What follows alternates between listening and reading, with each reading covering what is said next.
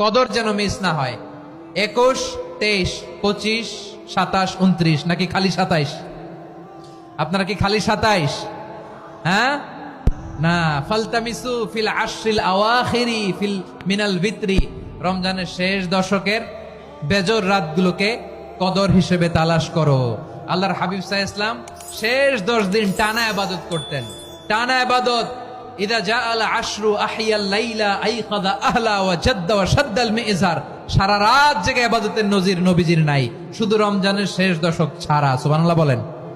নিজেও ঘুমাতেন না, ফাতেমা রাদিয়াল্লাহু তাআলা আনহু, আলী রাদিয়াল্লাহু তাআলা আনহু কাউকে ঘুমাতে দিতেন না, সবাইকে জাগিয়ে তুলতেন।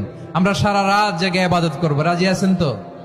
কদর যেন আমাদের মিস না হয়। আজকে থেকেই ক্যালেন্ডারে মার্ক করে রাখেন, সব কাজ পেছনে ফেলে, সব ব্যস্ততাকে পেছনে ফেলে ইবাদতের জন্য আমরা প্রস্তুত থাকবো কদরের রাতে। কোনোভাবে কদর যেন আমাদের মিস না হয়, ইনশাআল্লাহ বলেন তো সবাই।